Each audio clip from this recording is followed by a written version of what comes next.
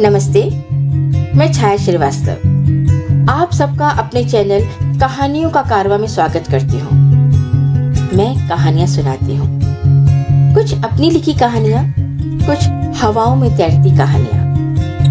आपको मेरा चैनल पसंद आए तो प्लीज लाइक व सब्सक्राइब जरूर करें। नमस्कार, आज मैं आपको सआदत हसन मंटो जी की कहानी गुरमुख सिंह की वसीयत सुनाने जा रही हूँ। पहले छुरा भौंकने की इक्का दुक्का वारदात होती थी। अब दोनों पक्षों में बाकायदा लड़ाई की खबरें आने लगी थी, जिनमें चाकू छुरों के अलावा किरपानें, तलवारें और बंदूकें आम इस्तेमाल की जाती थी। कभी कभी देसी साख के बम फटने की इत्तला भी मिलती थी। अमृतसर में करीब करीब हर एक का यही ख्याल था कि ये सांप्रदायिक दंगे देर तक जारी नहीं रहेंगे। जोश है जो ठंडा हुआ, वातावरण फिर अपनी असली हालत पर आ जाएगा। इससे पहले कई फसाद अमृतसर में हो चुके थे जो स्थायी नहीं थे। 10-15 रोज तक मार कुटाई का हंगामा रहता था, फिर खुद ब खुद दब जाता था। चुनांचे पुराने अनुभव की बिना पर लोगों का यही ख्याल था कि ये आग थोड़ी देर के बाद अपना जोर खत्म करके ठंडी हो जाएगी, मगर ऐसा ना हुआ। बल्बों का जोर दिन ब दिन बढ़ता ही गया। हिंदुओं के मोहल्ले में जो मुसलमान रहते थे भागने लगे। इसी तरह वे हिंदू जो मुसलमानों के मोहल्ले में रहते थे अपना घर बार छोड़कर सुरक्षित स्थानों का रुख करने लगे। मगर ये इंतजाम सबके नजदीक अस्थायी था, जब तक कि वातावरण फसादों की गंदगी से पाक नहीं हो जाता। मियां अब्दुल हई रिटायर्ड सब जज को 100% यकीन था कि सूरत हाल बहुत जल्द दुरुस्त हो जाएगी। यही वजह है कि वह ज्यादा परेशान नहीं थे।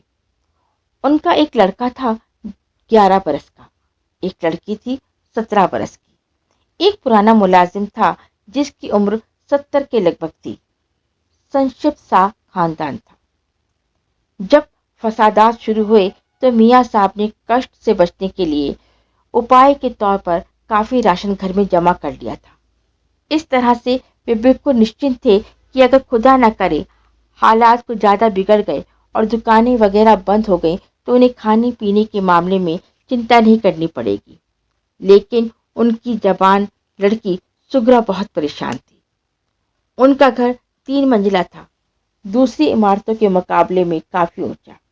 उसकी मुमटी से शहर का 3/4 हिस्सा बखूबी नजर आता था। सुगरा अब कई दिनों से देख रही थी कि नजदीक दूर कहीं ना कहीं आग लगी होती है। शुरू शुरू में तो फायर ब्रिगेड की टन सुनाई देती थी, पर अब वह भी बंद हो गई थी, इसलिए कि अब जगह जगह आग भड़कने लगी थी। रात को जब कुछ और ही समा होता, घुप अंधेरे में आग के बड़े बड़े शोले उठते, जैसे देव हैं जो अपने मुंह से आग के फव्वारे छोड़ रहे हैं। फिर अजीब अजीब सी आवाजें आती जो हर हर महादेव और अल्लाह अकबर के नारों के साथ मिलकर बहुत ही भयानक बन जाती। सुगरा बाप से अपने डर का जिक्र नहीं करती थी, इसलिए कि वे एक बार घर में कह चुके थे, डरने की कोई वजह नहीं, सब ठीक ठाक हो जाएगा। मियां साहब की बातें अक्सर दुरुस्त हुआ करती थी। जब बिजली का सिलसिला कट गया और साथ ही नलों में पानी आना बंद हो गया तो सुगरा ने मियां साहब से अपनी चिंता का इजहार किया और डरते डरते राय दी कि वह सब चंद रोज के लिए शरीफपुर उठ जाए, जहां अड़ोस पड़ोस के सारे मुसलमान आहिस्ता आहिस्ता जा रहे हैं। मियां साहब ने अपना फैसला न बदला और कहा, बेकार घबराने की कोई जरूरत नहीं, हालात बहुत जल्दी ठीक हो जाएंगे। हालात बहुत जल्दी ठीक न हुए और दिन पर दिन बिगड़ गए। ये मोहल्ला जिसमें मियां अब्दुल हई का मकान था मुसलमानों से खाली हो गया और खुदा का करना ऐसा हुआ कि मियां साहब पर एक रोज अचानक फालिज गिरा, जिसके कारण वे बीमारी से बिस्तर पर पड़ गए। उनका लड़का बशारत, जो पहले अकेला घर में ऊपर नीचे तरह तरह के खेलों में मग्न रहता था, अब बाप की चारपाई के साथ लगकर बैठ गया और हालात की नजाकत समझने लगा। वह बाजार जो उनके मकान के साथ स्थित था सुनसान था। डॉक्टर गुलाम मुस्तफा की डिस्पेंसरी मुद्दत से बंद पड़ी थी। उससे कुछ दूर हटकर डॉक्टर गुरुदित्ता मल थे और सुग्रा ने शहनशीन से देखा था कि उनकी दुकान में भी ताले पड़े हुए हैं। मियाँ साहब की हालत बहुत ही चिंताजनक थी और सुग्रा इस कदर परेशान थी कि उसकी होशो हवास बिल्कुल जवाब दे गए थे। बशारत को अलग ले जाकर उसने कहा, खुदा के लिए तुम ही कुछ करो। मैं जानती हूँ कि बाहर निकलना खतरे से खाली नहीं, मगर तुम जाओ, किसी को भी बुला लाओ, अब्बा जी की हालत बहुत खतरनाक है। बशारत गया मगर फौरन ही वापस आ गया। उसका चेहरा हल्दी की तरह जर्द था। चौक में उसने एक लाश देखी थी, खून से लथपथ, और पास ही बहुत से आदमी ढाटे बांधे एक दुकान लूट रहे थे। सुग्रा ने अपने भयभीत भाई को सीने के साथ लगाया और सब्र शुक्र करके बैठ गई। सुग्रा से अपने बाप की हालत देखी नहीं जाती थी। मियाँ साहब के जिस्म का दाहिना हिस्सा बिल्कुल सुन्न हो गया था, जैसे उसमें जान ही नहीं। वाक शक्ति में भी फर्क पड़ गया था। वे ज्यादातर इशारों ही में बात करते कि सुग्रा घबराने की कोई बात नहीं, खुदा के फजलो करम से सब ठीक हो जाएगा। कुछ भी ठीक ना हुआ। रोजे खत्म होने वाले थे, सिर्फ 2 रोजे रह गए थे। मियाँ साहब का ख्याल था कि ईद से पहले पहले वातावरण बिल्कुल साफ हो जाएगा, मगर अब ऐसा मालूम होता था कि शायद ईद ही का रोजे कयामत हो। मुमटी से अब शहर के करीब करीब हर हिस्से से धुएं के बादल उठते दिखाई देते थे और रात को बम फटने की ऐसी ऐसी हौलनाक आवाजें आती थी कि सुग्रा और बशारत एक क्षण के लिए भी सो नहीं सकते थे। सुग्रा को तो यूं भी बाप की परिचर्या के लिए जागना पड़ता था। उससे ये महसूस होता जैसे अब वे धमाके उसके दिमाग के अंदर हो रहे हैं। कभी वे अपने अपाहिज बाप की तरफ देखती और कभी अपने दहशत ज़दा भाई की तरफ। रह गया 70 बरस का बुढ़ा मुलाजिम अकबर। उसका अस्तित्व होने न होने के बराबर था। वह सारा दिन और सारी रात अपनी कोठरी में पड़ा पड़ा खांसता खंकारता बलगम निकालता रहता था। एक रोज तंग आकर सुग्रा उस पर बरस पड़ी। तुम किस मर्ज की दवा हो? देखते नहीं हो मियाँ साहब की क्या हालत है? असल में तुम पढ़ले दर्जे के नमक हराम हो। अब खिदमत का मौका आया है तो दमे का बहाना करके यहाँ पड़े हो। एक वह खादिम थी जो आका के लिए अपनी जान तक कुर्बान कर देते थे। सुग्रा अपना जी हल्का करके चली आई। बाद में उसको अफसोस हुआ कि बिना कारण गरीब बीमार बुढ़े को इतने लानत मलामत की। रात का खाना थाली में लगाकर जब वह उसकी कोठरी में गई तो उसने देखा कि कोठरी खाली है। बशारत ने भी उसी घर में इधर उधर तलाश किया, मगर वह न मिला। बाहर के दरवाजे की कुंडी खुली थी, जिसका मतलब भाई बहन ने यह निकाला कि वे मियाँ साहब के लिए कुछ करने गया है। सुग्रा ने बहुत दुआएं मांगी कि खुदा उसे कामयाब करे, लेकिन 2 दिन गुजर गए और वह न आया। शाम का वक्त था। ऐसी कई शामें सुग्रा और बशारत देख चुके थे। जब ईद की आमद के हंगामे बर्पा होते, आसमान पर चांद देखने के लिए उनकी नजरें जमी रहती। सिर्फ चांद को ईद का ऐलान करना होता था और वह दोनों उस ऐलान के लिए बेताब हुआ करते थे। अगर आसमान पर चांद वाली जगह बादल का कोई हटीला टुकड़ा जम जाता तो उन्हें बहुत परेशानी होती थी। शाम का वक्त था। सुग्रा और बशारत मुमटी पर चढ़े। चारों तरफ धुएं के बादल थे। दूर कहीं कहीं कोठों पर लोगों के साए धब्बों की सूरत में दिखाई दे रहे थे। मालूम नहीं वे चांद देख रहे थे या जगह जगह सुलगती और भड़कती हुई आग। चांद भी कुछ ऐसा ढीठ था कि धुएं की चादर में से भी नजर आ गया। सुग्रा ने हाथ उठाकर दुआ मांगी कि खुदा अपनी कृपा करे और उसके बाप को तंदुरुस्ती अता फरमाए। बशारत दिल ही दिल में परेशानी महसूस कर रहा था कि गड़बड़ के कारण अच्छी भली ईद बर्बाद हो गई। शाम की सियाही अभी गहरी नहीं हुई थी। मियाँ साहब की चारपाई छिड़काव किए हुए सैन में बिछी थी। वे उस पर बिना हिले डुले लेटे थे और दूर आसमान पर निगाहें जमाए जाने क्या सोच रहे थे। ईद का चांद देखकर जब सुग्रा ने पास आकर उन्हें सलाम किया तो उन्होंने इशारे से जवाब दिया। सुग्रा ने सिर झुकाया तो उन्होंने वह बाजू जो ठीक था उठाया और उसके सिर पर स्नेह से हाथ फेरा। सुग्रा की आंखों से टप टप आंसू गिरने लगे। میاں صاحب کی آنکھیں بھی گیلی ہو گئیں۔ انہوں نے تسلی دینے کی خاطر بامشکل اپنی ارد پکشاگھاتی زبان سے یہ شبد نکالے، اللہ تبارک تعالی سب ٹھیک کر دے گا۔ عین اسی وقت باہر دروازے پر دستک ہوئی۔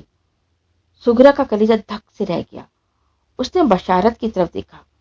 بشارت کا چہرہ کاغذ کی طرح سفید ہو گیا تھا۔ دروازے پر پھر دستک ہوئی۔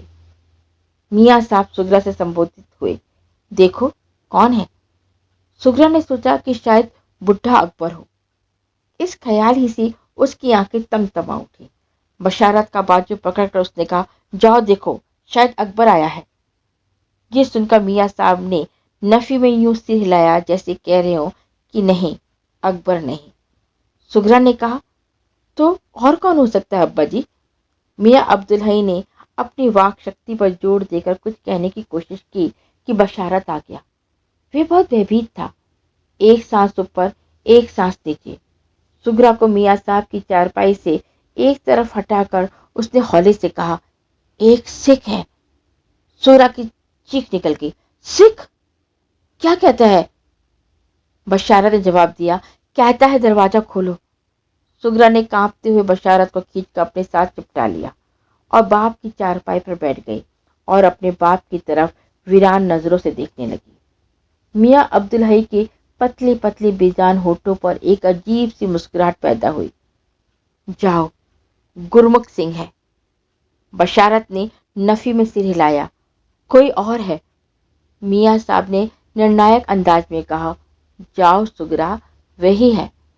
سگرا اٹھی۔ وہ گرمکھ سنگھ کو جانتی تھی۔ پینشن ملنے سے کچھ دن پہلے اس کے باپ نے گرمکھ سنگھ نام کے ایک سکھ کا کوئی کام کیا تھا، شاید ایک جھوٹے مقدمے سے نجات دلائی تھی۔ تب سے وہ ہر چھوٹی عید سے ایک دن پہلے رومالی سوئیوں کا بھرا ہوا ایک تھیلا لے کر آتا تھا۔ اس کے باپ نے کئی مرتبہ کہا تھا، سردار جی آپ یہ تکلیف نہ کیا کریں، مگر وہ ہمیشہ ہاتھ جوڑ کر ایک ہی جواب دیا کرتا تھا، میاں صاحب واحے گرو جی کی کرپا سے آپ کے پاس سب کچھ ہے۔ یہ تو ایک تجھ سا تحفہ ہے جو میں جناب کی خدمت میں ہر سال لے کر آتا ہوں۔ مجھ پر جو احسان آپ نے کیا تھا اس کا بدلہ تو میری 100 پشت بھی نہیں چکا سکتی۔ خدا آپ کو بس خوش رکھے۔ سردار گرمکھ سنگھ کو ہر سال عید سے ایک روز پہلے سوئیوں کا تھیلا لاتے اتنا سمے ہو گیا تھا کہ سگرا کو حیرت ہوئی۔ اس نے دستک سن کر یہ خیال کیوں نہ کیا کہ گرمکھ سنگھ ہوگا، مگر بشارت نے کیوں کہا کہ کوئی اور ہے؟ بشارت بھی تو اسے کئی مرتبہ دیکھ چکا تھا۔ اور کون ہو سکتا ہے؟ یہ سوچتی ہوئی سگرا ڈیوڑی تک پہنچی۔ دروازہ کھولے یا اندر ہی سے پوچھے، اس کے بارے میں وہ ابھی فیصلہ نہ کر پائی تھی کہ دروازے پر زور سے دستک ہوئی۔ سگرا کا دل زور زور سے دھڑکنے لگا۔ بڑی مشکل سے اس نے حلق سے آواز نکالی، کون ہے؟ بشارت پاس ہی کھڑا تھا۔ اس نے دروازے کے درز کی طرف اشارہ کیا اور سگرا سے کہا، اس میں سے دیکھو۔ سگرا نے درز میں سے دیکھا، گرمکھ سنگھ نہیں تھا۔ وہ تو بہت بوڑھا تھا اور جو باہر کھڑا تھا جوان تھا۔ سگرا ابھی درز پر آنکھ جمائے اس کا جائزہ ہی لے رہی تھی کہ جوان سکھ نے پھر دروازہ کھٹکھٹایا۔ سگرا نے دیکھا کہ اس کے ہاتھ میں کاغذ کا ایک بھرا ہوا تھیلا تھا، ویسے ہی جیسا گرمکھ سنگھ لایا کرتا تھا۔ سگرا نے درد سے آنکھ اٹھائی اور ذرا بلند آواز میں پوچھا، کون ہے آپ؟ باہر سے آواز آئی، جی میں سردار گرمکھ سنگھ کا بیٹا ہوں، سنتوکھ۔ سگرا کا خوف بہت حد تک دور ہو گیا۔ بڑی ششتا سے اس نے پوچھا، فرمائیے آپ کیسے آئے ہیں؟ باہر سے پھر آواز آئی، جی جج صاحب کہاں ہیں؟ سگرا نے جواب دیا، بیمار ہیں۔ باہر کی آواز نے افسوس بھرے لہجے میں کہا، اوہ۔ تھوڑی دیر بعد پھر آواز آئی، جی یہ سوئیاں ہیں، سردار جی کا دیہانت ہو گیا ہے، وہ مر گئے ہیں۔ سگرا نے جلدی سے پوچھا، مر گئے ہیں؟ باہر سے پھر آواز آئی، جی ہاں 1 مہینہ ہو گیا ہے۔ مرنے سے پہلے انہوں نے مجھے کہا تھا کہ دیکھو بیٹا، میں 10 برس سے جج صاحب کی خدمت میں ہر چھوٹی عید پر سوئیاں لے جاتا رہا ہوں۔ میرے مرنے کے بعد یہ کام تمہیں کرنا ہوگا۔ मैंने उन्हें वचन दिया था जो मैं पूरा कर रहा हूँ। ले लीजिए सेवैया। सुगरा इस कदर प्रभावित हुई कि उसकी आंखों में आंसू आ गए। उसने थोड़ा सा दरवाजा खोला। सरदार गुरमुख सिंह के लड़के ने सवैयों का थैला आगे बढ़ाया जो सुगरा ने पकड़ लिया और कहा, खुदा सरदार जी को जन्नत नसीब करे। गुरमुख सिंह का लड़का जो विलम्ब के बाद बोला, जज साहब बीमार है? सुगरा ने जवाब दिया, जी हाँ। क्या बीमारी है? फालिज। ओह। सरदार जी जिंदा होते तो उन्हीं के सुनकर बहुत दुख होता। मरते दम तक उन्हें जज साहब का एहसान याद था। कहते थे कि जज साहब इंसान नहीं देवता है। अल्लाह मियाँ उन्हें जिंदा रखे। उन्हें मेरा सलाम। और ये कहकर वह धड़ल्ले से उतर गया। सुगरा सोचती ही रह गई कि वे उसे ठहराए और कहे कि वे जज साहब के लिए किसी डॉक्टर का बंदोबस्त कर दे। सरदार गुरमुख सिंह का लड़का संतोख सिंह जज साहब के मकान के थड़े से उतरकर चंद गज ही आगे बढ़ा था। ठाड़ा बांधे हुए 4 आदमी उसके पास आए। 2 के पास जलती मशाले थी और 2 के पास मिट्टी के तेल का कनस्तर और कुछ दूसरी आग लगाने वाली चीजें। एक ने संतोख से पूछा, क्यों सरदार जी, अपना काम कर आए? संतोख ने सिर हिलाकर जवाब दिया, हाँ कर आया। उस आदमी ने ठाड़े के अंदर हंसते हुए कहा, तो कर दे मामला ठंडा जज साहब का। हाँ, जैसी तुम्हारी मर्जी। ये कहकर सरदार गुरमुख सिंह का लड़का चल दिया। तो कैसी लगी आपको ये कहानी? कमेंट बॉक्स पर जरूर बताएं। मिलते हैं एक नई कहानी के साथ। तब तक के लिए धन्यवाद।